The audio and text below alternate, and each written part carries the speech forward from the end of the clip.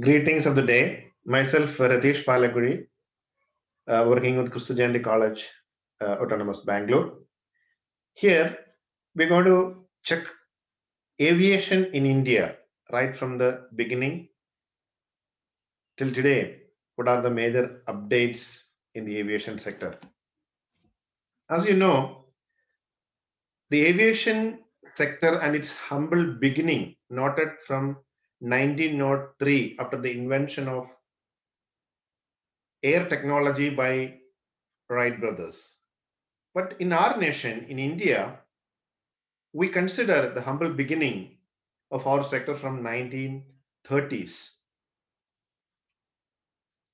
A Tata family, they have started or they purchased an aircraft in 1932 for the family purpose or business purpose and founded by J.R.D. Tata.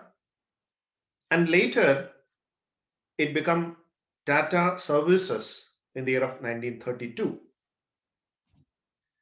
And 1928, again, Tata was renamed Tata Airlines and flying domestic, in India, domestic services. J.R.D. Tata, he involved in the business, so he contributed a lot for the growth and development of domestic uh, aviation in India. And during the Second World War also, um, I would say there was only one airline aircraft which we were holding here in India. And after the World War, 1945, 1947, um, the Indian independence movement was happening.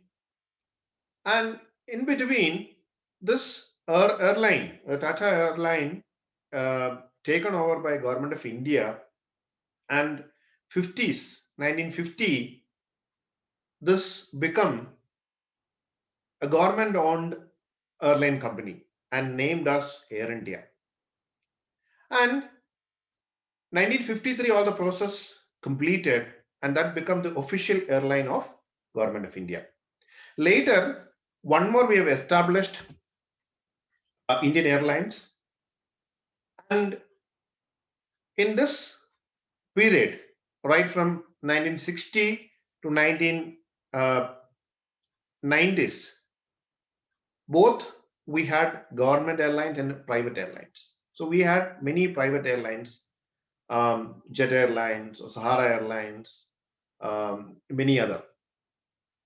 And I would say, I would like, I happy to say that we witnessed or we could see a tremendous growth in the field of even domestic aviation sector in our nations.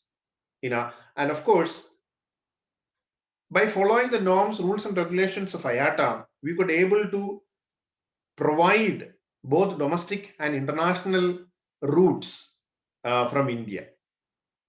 That's again, give a new face to Indian aviation.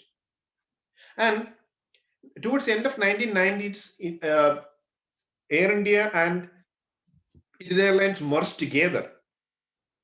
But that merging process, I think, still have some problems. The functioning of Air India is not up to the expected level.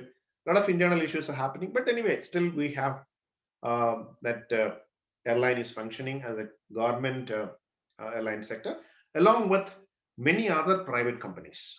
So new companies have come up. These companies playing a key role, as I mentioned before, in the growth and development of civil aviation sector in India. And we have a well-connected airline network within our country, that means domestic, and also connected almost all the major destinations across the globe. So we have small aircraft service, ATR services, even we have Boeing and Airbus services connected from different parts of world to our major cities here in India. Major international players like Lufthansa, British Airways, and many other companies are operating their aircraft to our nation. And we can see a drastic change past couple of years when you look at, um, as I mentioned, many private airlines, their growth factor, when we look at, we can see almost 70 to 80% growth happen in the private airline sector. That shows demand, the demand factor of airline sector here in our nation is growing and there is no decline. Also, I wanted to mention during the pandemic situation or what we are faced, there is a decline. Obviously, it happened as we faced in the other sector, but this is not permanent at all. But I wanted to mention before concluding this video, the introduction of UDAN scheme by the central government of India, DGCA, Director General of Civil Aviation, is a major contribution for the growth and development of our aviation sector. There is no doubt.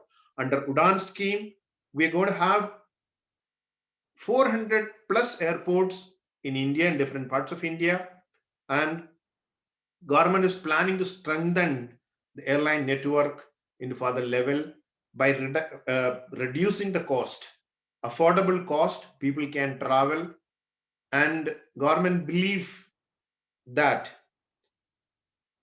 a connectivity is important, less cost, less time, and we can complete our target within the short span of time. So with that aim, only government introduced this UDAN scheme, and this UDAN scheme, once the process of implementation completed, we would be able to compete with even developed nations. There is no doubt. Thank you very much. Hope this will be helpful to have an understanding regarding the humble beginning, growth, development, and what we are today in the field of aviation. Thank you very, very much.